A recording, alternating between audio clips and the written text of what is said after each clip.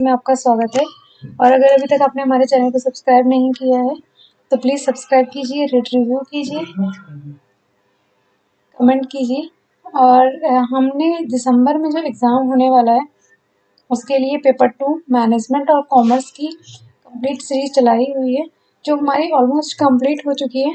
और इसमें हमने बहुत सारी वीडियोस इसमें डाली हैं, तो प्लीज़ मेरे चैनल पे जाके आप देखना। कंप्लीट कोर्स ऑफ मैनेजमेंट के नाम से एक प्लेलिस्ट बनी हुई है। प्लेलिस्ट में मैंने सारी वीडियोस डाल दी हैं और ये बहुत ही इम्पोर्टेंट कोर्स है फ्रेंड्स। यही कोर्स आप अगर देखेंगे तो मार्केट में पैसों में मिलेगा आपको, और ये मेरे चैनल पे आपको फ्री ऑफ कॉस्ट मिलेगा। प्लीज़ सब्सक्राइब कीजिए और हमारी सारी वीडियोस को फॉलो करना। बहुत ही इम्पोर्टेंट कंटेंट डाला हुआ है। अगर आप इसको अच्छे से फॉलो करेंगे तो 100% आपका जो ये मैनेजमेंट का कोर्स होता है उससे आप कवर कर पाएंगे। 100% आपका कोर्स कवर हो जाएगा।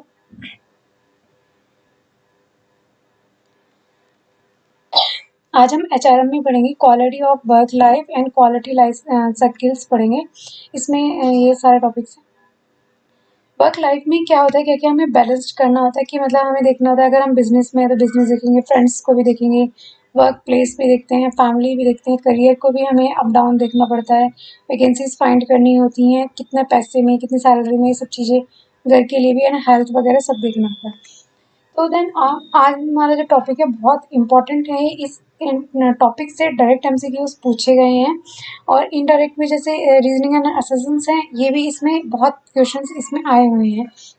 हमारा जो ये होता है क्वालिटी ऑफ वर्क लाइफ जो होती है, क्वालिटी ऑफ वर्क लाइफ की बात कर रहे हैं, क्वालिटी की बात कर रहे हैं कि जो हमारा कंडीशंस हैं, वर्किंग कंडीशंस हैं, या जहाँ पे हम वर्क कर रहे हैं, जिस ऑर्गेनाइजेशन में वर्क कर रहे हैं, वहाँ का जो एनवायरनमेंट है वो फेवरेबल है या अनफेवरेबल है। ये दोनों चीज़ इसमें पूछी गई हैं कि क्या इसमें फेवरेबल होता है, क्या अनफेवरेबल होता है। ये दोनों हमारी वर्क लाइफ जो होती है, हमारी जो क्वालिटी होती है वर्किंग लाइफ की, उसको अफेक्ट करती हैं। इसमें हम देखते हैं कि करंट जो वर्किंग के मतलब रेशियो चल रहा है, या मतलब कहाँ अप डाउन हो रहा है, किस तरीके की एनवायरनमेंट होना चाहिए, किस तरीके से एम्प्लॉय के साथ में ट्रीटमेंट होना चाहिए, किस तरीके से वर्क को करना है। मतलब टोटली ये होता है कि आप इंडस्ट्री में कितना पार्टिसिपेट कर पा रहे हैं, कितना इन्वॉल्वेशन हो पा रहा है, आपका एनवायरनमेंट कैसा है जिसके कारण आप वहाँ उस ऑर्गेनाइजेशन में पार्टिसिपेटरी ज़्यादा हो पा रहे हैं, इन्वॉल्वमेंट ज़्यादा हो पा रहे हैं, या जो आप वर्क कर रहे हैं उसकी क्वालिटी अच्छी हो पा रही है। ये सब इसमें इंक्लूड होता है। वर्क लाइफ बैलेंस होता है। तो अलग अलग चीज़ें हैं, एक होता है क्वालिटी वर्क लाइफ, एक होता है वर्क लाइफ बैलेंस। इसको फ्रेंड्स मैं आपको लास्ट में समझाऊंगी, क्योंकि ये एक प्रॉपर तरीके से मैंने पूरा डिस्क्राइब किया हुआ है वर्क लाइफ साइकिल क्या होती है। बस यहाँ पे मैं आपको थोड़ा ब्रीफ में बता देती हूँ कि इसमें हमें देखना होता है कि जो आपके एम्प्लॉय की रिक्वायरमेंट्स हैं at the time of work, and उसकी जो बेसिक नीड्स हैं और उसकी जो अपनी पर्सनल नीड्स हैं, उन सबको हमें ध्यान में रखते हुए एक बैलेंस्ड बनाना होता है। मतलब वर्क लाइफ के लिए ये बेसिकली एक तरीके से एम्प्लॉय के ऊपर बात चल रही है यहाँ पे। यहाँ वर्क क्वालिटी भी उसी के ऊपर हो रही है कि आप जब एज ए ऑर्गेनाइजेशन आप बाहर वर्क कर रहे हैं, ऑर्गेनाइजेशन में एम्प्लॉय एज ए एम्प्लॉय आप वर्क कर रहे हैं ऑर्गेनाइजेशन में, तब आपकी जो वर्क की क्वालिटी है वो किस तरीके की है, कितना एनवायरनमेंट आपको इफेक्ट अच्छे मिल रहा है या बुरा मिल पा रहा है, या कितना आप उस एनवायरनमेंट में रह के अपनी जो बेसिक नीड्स हैं उनको सर्वाइव कर पा रहे हैं, उनमें बैलेंस कर पा रहे हैं, एक तरीके से अपनी जो नीड्स को हैं उन्हें फुलफिल करके कितने सेटिस्फाई कंडीशंस में आप अपने वर्क को एक्सेप्ट कर पा रहे हैं, और कितनी फेवरेबल और अनफेवरेबल कंडीशंस में आप हैं। ये एक चीज़ होती है बैलेंस की। इसको मैं आपको लास्ट में पूरा डिस्क्राइब करूँगी क्या कैसे रहता है। अब हम यहाँ पे पढ़ते हैं क्वालिटी ऑफ वर्क लाइफ। ये अभी जो मैंने बताया कि एम्प्लॉय किस तरीके से एनवायरनमेंट में अपना पार्टिसिपेट करके 100% दे के अपना आउटपुट दे रहा है, उस प्रोसेस को इसमें फॉलो किया जाता है। अपनी क्वालिटी को कितना इम्प्रूव कर रहा है डे टू डे वर्क में, जो उसे कुछ प्रॉब्लम्स आ रही हैं उन्हें अपने आप इम्प्रूव करके कैसे वो अपनी क्वालिटी को इंक्रीज कर रहा है। समझ ये नेटलर एंड लॉवर ने बोला था, एंड लुथन्स ने 3 डेफिनेशंस एक तरीके से बोली हुई हैं। जो कंसर्न होता है मतलब में क्वालिटी ऑफ वर्क लाइफ में ऑर्गेनाइजेशंस एंड जो एम्प्लॉयज हैं इन दोनों पे कंसर्न होता है। बेसिकली सिर्फ सिंगल पे नहीं रहता कि ऑर्गेनाइजेशन पे रहता है। प्रॉब्लम को सॉल्व करने के लिए कितने पार्टिसिपेटिव हैं हम, या कितने एक्टिवली उसमें हम अपने न्यू आइडियाज़, क्रिएटिव थिंकिंग्स को यूटिलाइज कर पा रहे हैं। इन्होंने कुछ डेफिनेशन इस तरीके से दी थी। इसके कुछ स्टेप्स हैं, बहुत इंपॉर्टेंट स्टेप्स हैं। इसको फ्रेंड्स पढ़ लेना, बहुत अच्छा टॉपिक है ये। बहुत ही क्वेश्चंस इसमें ऐसे आपको इजीली पूरी स्लाइड में से एक दो क्वेश्चंस इजीली मिल जाएंगे।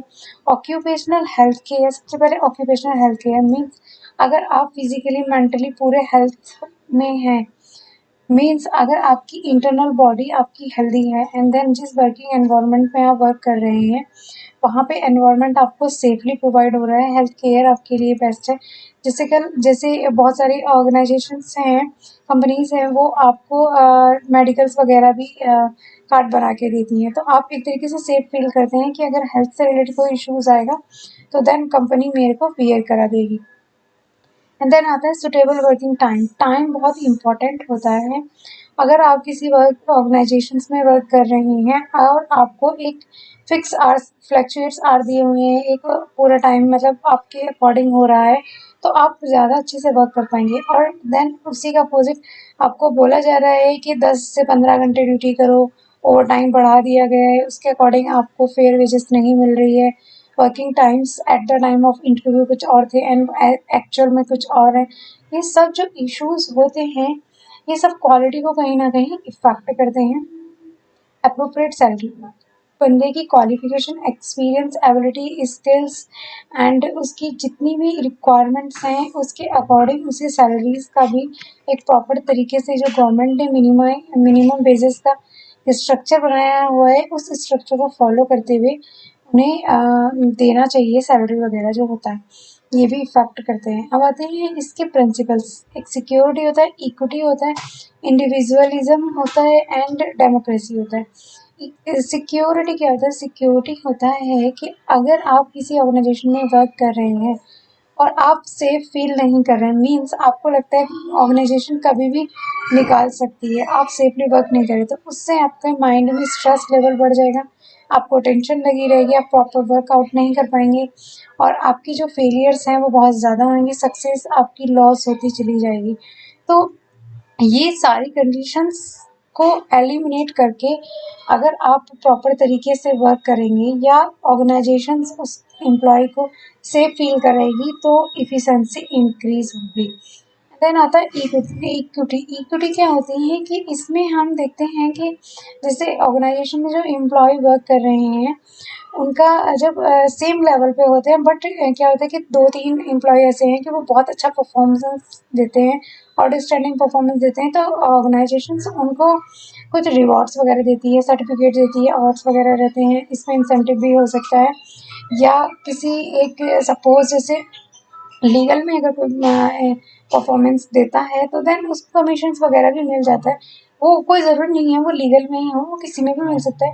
ऑर्गेनाइजेशंस का अगर कुछ आउटस्टैंडिंग, जैसे एंटरप्रेन्योर हमने पढ़ा था, उसमें किसी ने इंडिविजुअली बहुत अच्छा एक्सीलेंस आइडिया वगैरह देके परफॉर्म किया तो देन उसको प्रॉफिट शेयर मिलेगा इस तरीके से। एंड देन इंडिविजुअलिज्म्स में क्या होता है, इसमें देखा जाता है कि जो इंडिविजुअल्स हैं उसकी एक पर्टिकुलर के एम्प्लॉय की क्या स्किल्स हैं, क्या एबिलिटीज़ हैं, किस तरीके का एटीट्यूड्स है, किस तरीके का बिहेवियर है, किस तरीके की उसकी पर्सनैलिटी है, इन सब को ओवरऑल एड ऑन करके एक वर्क बनाया जाता है। मतलब एक तरीके से उन्हें रोल एंड रिस्पॉन्सिबिलिटी की दी जाती है कि ये इस लायक है बंदा, इसको ये रोल मिल सकता है, इस तरीके की रिस्पॉन्सिबिलिटीज़ इसको देने से इसकी पर्सनैलिटी को सूट करेगा। जैसे सपोज अभी हमने थोड़ी देर पहले एक एग्जाम्पल से बताया कि जैसे theory X and theory Y वाले लोग होते हैं, एक्स थियरी वाले डिसलाइक करते हैं, वाई थियरी वाले लाइक करते हैं वर्क को,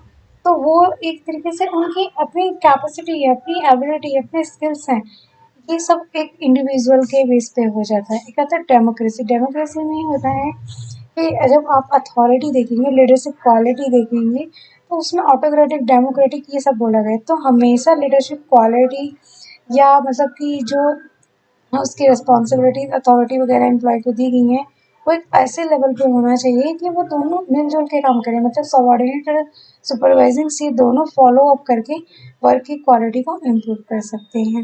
इसकी कुछ टेक्निक्स होती हैं, जैसे flexible work schedules, job design, opportunity for development, autonomous work group, employ participation in management, job security and suitable justice. First आता है वर्क शेड्यूल।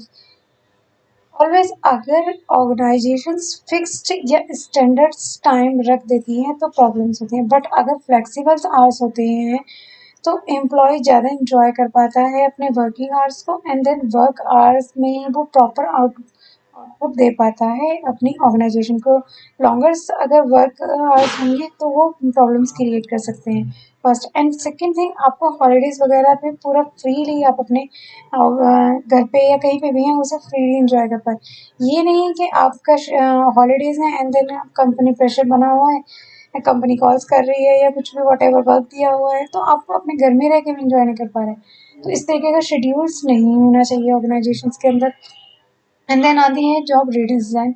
जॉब रीडिज़ाइन में क्या होता है कि जॉब को टाइम टू टाइम इम्प्रूव करते रहना चाहिए एम्प्लॉयज़ की, कि जिस पोजीशन पे है उसकी क्वालिटी, उसकी परफॉर्मेंस के बेस पे उसे इम्प्रूवमेंट देते रहना चाहिए, और उससे उसका इंटरेस्ट भी बना रहता है, उससे न्यू चीज़ें सीखने को भी मिलती रहती हैं, और वो फुल्ली सेटिस्फाई भी होता रहता है, अपनी नीड्स को भी फुलफिल कर पाता है। तो ये अपॉर्चुनिटी ऑफ डेवलपमेंट, अपॉर्चुनिटी क्या होती हैं कि अगर आपके अंदर कुछ अच्छे अचीवमेंट्स करने की स्किल्स हैं, मीन्स अगर आपने सपोज ऑर्गेनाइजेशन ने आपको कुछ रीडिज़ाइन के टाइम पे कोई छोटा सा टास्क दिया, उसके बेस पे आपने देखा, ऑर्गेनाइजेशन ने देखा कि इसकी तो बहुत आउटस्टैंडिंग परफॉर्मेंस है, तो उस बेस पे उसे और अदर अपॉर्चुनिटी भी मिलनी चाहिए। एंड देन अगर आपको लगता है कि आप बहुत अच्छे अपॉर्चुनिटी ले सकते हैं तो आपको अपनी एबिलिटीज़ को हमेशा ग्रोन अप स्टेज पे रखना चाहिए। एंड ऑटोनॉमस वर्क ग्रुप में क्या होता है, ऑटोनॉमस में क्या होता है, अथॉरिटेशंस। अथॉरिटीज़ क्या होती हैं कि हमेशा सिर्फ बॉस की ही नहीं चलनी चाहिए, कभी सबऑर्डिनेटर्स की सुन के उनके प्रॉब्लम्स को सॉल्व करना चाहिए, प्लानिंग करनी चाहिए, उसके अकॉर्डिंग ऑर्गेनाइजिंग देखनी चाहिए, कि हाँ, ना कि हमेशा सिर्फ सिर्फ डायरेक्टिंग कर वो कंट्रोलिंग करना चाहिए, ये नहीं होना चाहिए इस तरीके से। एंड देन आता है एम्प्लॉयज़ पार्टिसिपेशन इन मैनेजमेंट। ये एम्प्लॉयज़ का जो पार्टिसिपेशन होता है बहुत इम्पोर्टेंट रोल प्ले करता है, क्योंकि अगर एम्प्लॉय इन्वॉल्व होगा, बहुत ज़्यादा एंगेज होगा इन अपने वर्क में, अपने डिसीजंस में, अपनी जो भी उसके पास डे टू डे के वर्किंग हैं इनमें अगर वो इन्वॉल्व होगा, एंड अदर देन अगर कंपनी उसे अदर पार्ट्स में भी इन्वॉल्व करेगी, जैसे छोटे छोटे मेकिंग डिसीजंस वगैरह होते हैं, बजटिंग होती है, वर्किंग कैपिटल होती है, तो उससे उसकी जो वर्किंग क्वालिटी है वो इम्प्रूव होगी। एंड देन आता है जॉब सिक्योरिटी। जॉब सिक्योरिटी क्या होती है हमारी,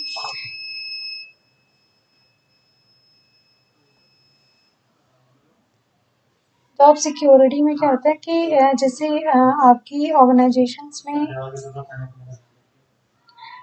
अपनी ऑर्गेनाइजेशंस में आप अगर एक अच्छे लेवल पे हैं तो आपकी वर्क क्वालिटी भी इम्प्रूव होगी, और उससे आपको मतलब ये लगेगा कि मैं एक ऐसे लेवल पे फिक्स हूँ कि ये बहुत अच्छा लेवल है, मतलब कि उससे ये नहीं लगेगा कि कंपनी मुझे कल ही निकाल देगी। एक लेवल उसने मेंटेन करके रखा हुआ है ऑर्गेनाइजेशन में। इक्विटेबल जस्टिस जो होता है, इसमें क्या होता है कि सबको एक प्रॉपर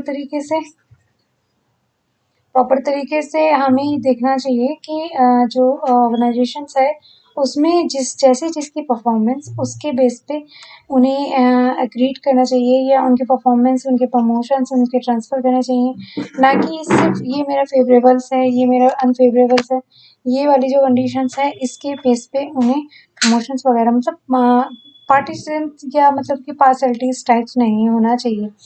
एंड ये आता है कि कुछ क्राइटेरिया होते हैं क्वालिटी ऑफ वर्क लाइफ के, जैसे एडुकेट एंड फेयर कॉम्पनसेशन उन्हें प्रॉपर तरीके से उनके अकॉर्डिंग मिलना चाहिए जो जिस डेजिग्नेशन पे है। ये नहीं कि आप अपने अकॉर्डिंग डेजिग्नेशन सेट करके उन्हें अपने अकॉर्डिंग फेयर दे दो, वेजेस उनके अकॉर्डिंग परफॉर्मेंस के बेस पे होनी चाहिए। And safe and healthy working conditions भी होना चाहिए, अपॉर्चुनिटी को यूज़ करना चाहिए, अपने एचआर जो कैपेसिटीज़ हैं उनको पूरा अच्छे से इन्हांस करते रहना चाहिए, अपॉर्चुनिटी देनी चाहिए करियर ग्रोथ के लिए एंड सोशल इंटीग्रेशन चाहिए वर्क फोर्स पे। मतलब सोशल इंटीग्रेशन मतलब फ्रेंकली वर्क का एनवायरनमेंट टाइप्स होना चाहिए एंड कॉन्स्टलिज्म होना चाहिए एंड जो वर्किंग ऑर्गेनाइजेशंस हैं उसमें and work and quality of life अच्छी इम्प्रूविंग होनी चाहिए। सोशल जो रिलेवेंस होते हैं उन पे ध्यान देना चाहिए। अपॉर्चुनिटी में जो यूज़ करते टाइम जो किया जाता है यहाँ पे थोड़ा डिस्क्राइब कर दिया कि करियर्स में और इसमें क्या होता है, ये सब वही है जो मैंने आपको अभी डिटेल्स में सब पढ़ा है। एंड इसके कुछ की एलिमेंट्स हैं, की एलिमेंट बहुत इंपॉर्टेंट है। ये डिग्निटी एंड रिस्पेक्ट, एक एम्प्लॉय की वर्किंग में उसकी डिग्निटी उसके रिस्पेक्ट्स बहुत इंपॉर्टेंट रोल प्ले करती है। अगर कोई उसकी रिस्पेक्ट ही नहीं करता है तो वैल्यू नहीं देता है तो उस वर्किंग में उसका वो डिमोटिवेटेड रहेगा।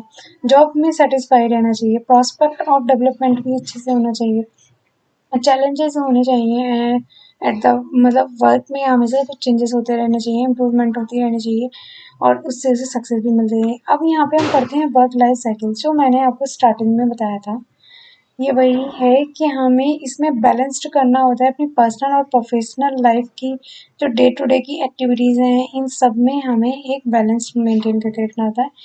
ये फर्स्ट टाइम्स जो दिया गया था 1970 से 1980s में यूएस यूके में दिया गया था इसको। रिसेंटली इसमें बोला गया था कि आपको अपनी जो प्रोडक्टिविटी है उसे अल्टीमेटली अच्छा बनाने के लिए, अल्टीमेट परफॉर्मेंस देने के लिए अपनी जो लाइफ है उस पे भी और अपनी जो प्रोफेशनल लाइफ है इन दोनों पे ही आपको वर्कआउट करना पड़ेगा, ना कि सिर्फ आपको हेल्थ पे ही देखना होगा या रिलेशनशिप पे देखना होगा या सिर्फ आपको यही दो चीज़ मेंटेन नहीं करनी होगी।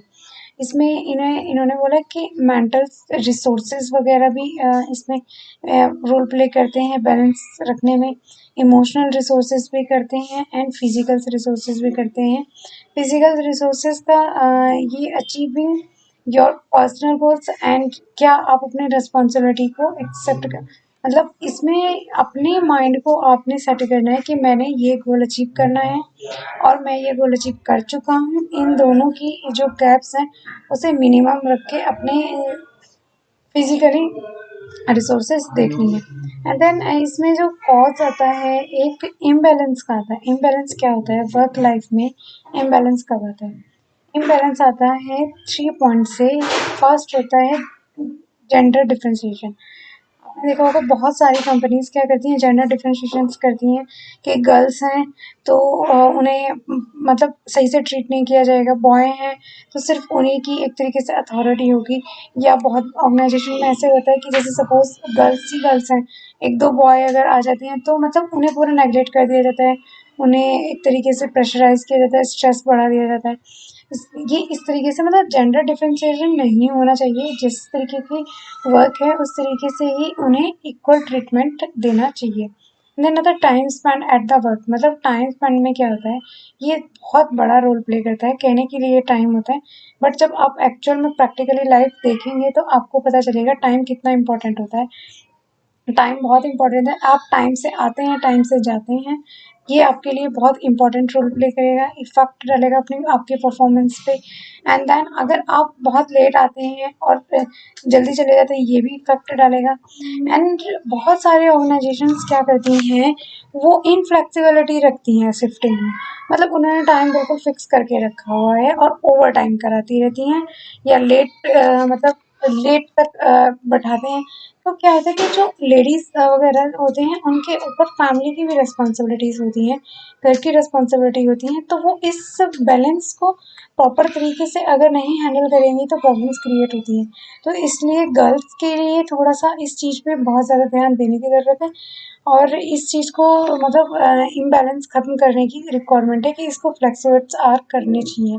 एंड फैमिली कैरेक्टरिस्टिक्स में क्या होता है, जो सिंगल एम्प्लॉयर्स होते हैं, एम्प्लॉयड होते हैं या पेरेंट्स होते हैं या डबल पेरेंट्स या अर्निंग पेरेंट्स होते हैं या एम्प्लॉयड होते हैं, इनमें भी बहुत ज़्यादा बैलेंस होता है। अगर सपोज एक सिंगल पर्सन फैमिली में कमाने वाला है और 4 बंदे बैठ के खाने वाले हैं तो उसका भी स्ट्रेस लेवल बढ़ा हुआ होगा कि मेरे पीछे से 4 लोग मेरे ऊपर रिस्पॉन्सिबल हैं, और अगर चारों वर्किंग होंगे तो वो जो रिस्पॉन्सिबिलिटीज़ हैं वो डिवाइडेड रहेंगी, तो इतनी ज़्यादा प्रेशर नहीं होगा। अगर सपोज़ इन फ्यूचर अगर किसी एक की नहीं जॉब भी होती है, तब भी वो बैलेंस्ड रहेगा, इम्बैलेंस की रिक्वायरमेंट नहीं आएगी उस कंडीशन में, और सेटिस्फाई रहेंगे वो अपनी रोल एंड रिस्पॉन्सिबिलिटीज़ से फैमिली एंड ऑर्गेनाइजेशंस में। तो वर्किंग लाइफ में बैलेंस रखने की रिक्वायरमेंट क्यों होती है या इससे क्या फ़ायदे होते हैं, एम्प्लॉय के पॉइंट ऑफ व्यू से देख लेते हैं एंड ऑर्गेनाइजेशन के पॉइंट ऑफ व्यू से देख लेते हैं। पहले देखते हैं एम्प्लॉय अगर बैलेंस रखता है तो वो उससे उसे जॉब के जो चांसेस हैं और जो रिलेशनशिप्स हैं या अपनी जॉब्स हैं वो अच्छे से वो इम्प्रूव कर पाता है, फुल्ली सेटिस्फाई भी रह पाता है अगर वो बैलेंस रख रहा है। और सपोज अगर वो इम्बैलेंस है अपनी पर्सनल लाइफ और प्रोफेशनल लाइफ में, तो वो स्ट्रेस में रहेगा, फ्रस्ट्रेट रहेगा एंड देन वो सेटिस्फाई नहीं हो पाएगा उस जॉब से, उसको लगेगा यहाँ ये जॉब मेरे लिए सही नहीं है, ऑल दैट, मतलब इस तरीके से रहेगा। एंड जो अपनी हेल्थ है उसकी हेल्थ भी प्रॉपर ठीक नहीं हो पाएगी, वो मतलब वेल डिफाइन नहीं हो पाएगा, उसमें इम्प्रूवमेंट लाने की ज़रूरत है। तो वो सिर्फ बैलेंस वर्किंग लाइफ से है।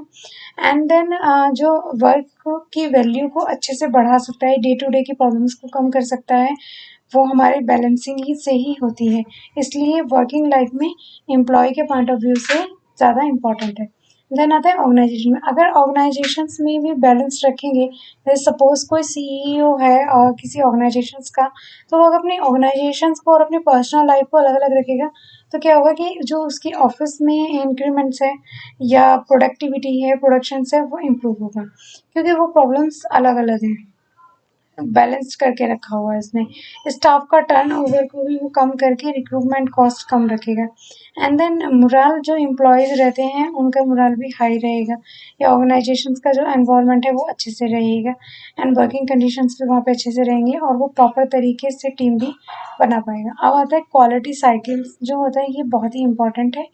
ये जापान में 1950 में फर्स्ट टाइम से इसको बोला गया था एंड यूएस के लिए, यूएस ने भी, तो इन्होंने इसमें क्वालिटी साइकिल्स इस डब्ल्यू एडवर्ड्स डिमिन्स ने 1950 में बोला, डेमिन पेरिस टोयोटो एज एग्जांपल इसका प्रैक्टिस में था। टोयोटो ने, मतलब जापान की जो टोयोटो कार के लिए है, उसने इसको मतलब एक तरीके से प्रैक्टिकली इसको क्वालिटी साइकिल को यूज़ करके देखा था। टोयोटो ने बहुत ज़्यादा आपने देखा होगा, टोयोटो का ये भी था। एंड देन हमने उसमें इकोनॉमिक्स में भी पढ़ा है, इकोनॉमिक्स में भी उन्होंने हमें जो प्रोडक्शन क्वालिटी मैनेजमेंट है, टीक्यूएम है एंड डुपॉन्ट्स वगैरह, काफ़ी सारे एक्सपेरिमेंट टोयोटो ने किए हैं, तब जाके वो आज एक एस्टेब्लिश कंपनी बन पाई, बिकॉज क्वालिटी पे भी उन्होंने वर्क किया है, क्वालिटी साइकिल पे भी किया है, टोटल क्वालिटी मैनेजमेंट पे भी किया है, मैनेजमेंट पे भी, प्रोडक्शन पे भी, हर डिपार्टमेंट में उन्होंने ऐसे एक्सपेरिमेंट किए हुए हैं जो वर्ल्ड वाइड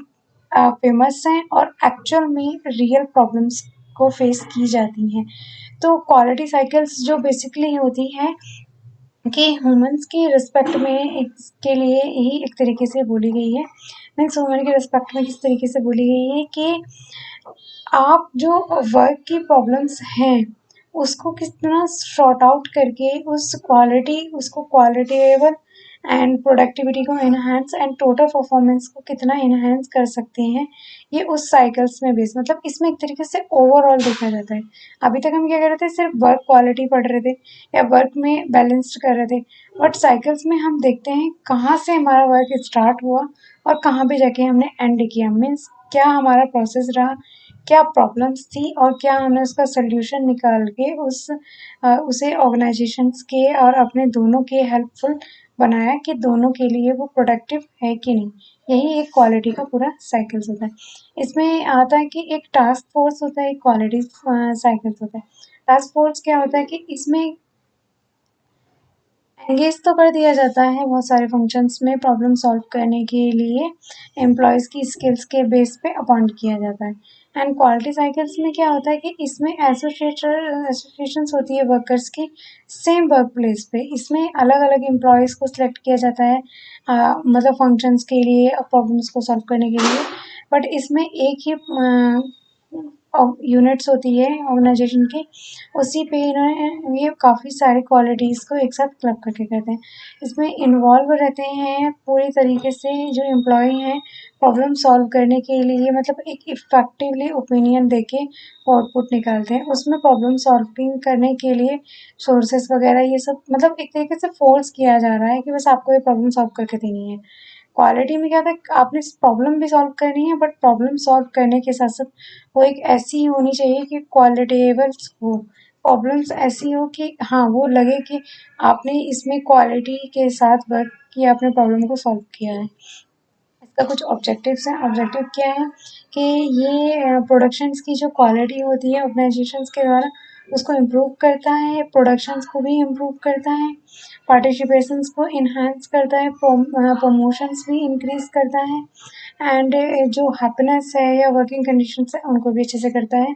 कैरेक्टरिस्टिक है एटमॉस्फेयर्स, ये इनफॉर्मल मतलब क्वालिटी साइकिल्स कहती है अपनी ऑर्गेनाइजेशंस का आपको एटमॉस्फेयर या वहाँ का एनवायरनमेंट या स्ट्रक्चर इस तरीके से प्रमोट करना चाहिए कि कंफर्टेबली एम्प्लॉयज़ अपना वर्क कर पाएँ, और वो फ्लैक्चुएट्स आवर्स होने चाहिए, इनफॉर्मल की तरह वो फील करें। ये नहीं कि बस फॉर्मेलिटीज़ ही पूरे टाइम वो करते रहें, ना तो वो इंटरेस्टेड हो पाएंगे और ना ही वो प्रॉपर तरीके से इन्वॉल्व हो पाएंगे वर्क में, ना ही वो प्रॉपर तरीके से पार्टिसिपेट कर पाएंगे। तो इसलिए क्वालिटी को अगर आप पूरे तरीके से इम्प्रूव करेंगे, इन साइकिल्स में रखेंगे, तो पार्टिसिपेटिव भी इंक्रीज होगा एंड ऑब्जेक्टिव भी इजीली आप अचीव कर पाएंगे। और हर जो एम्प्लॉयज़ है, मेंबर्स हैं, वो उस चीज़ को सुन के समझ के इस ऑब्जेक्टिव में इन पार्टिसिपेट कर पाएगा एंड कंफर्टली वर्क कर पाएगा, और वो जल्दी से डिससेटिस्फेक्शन नहीं आएगा उसको, एंड उससे मतलब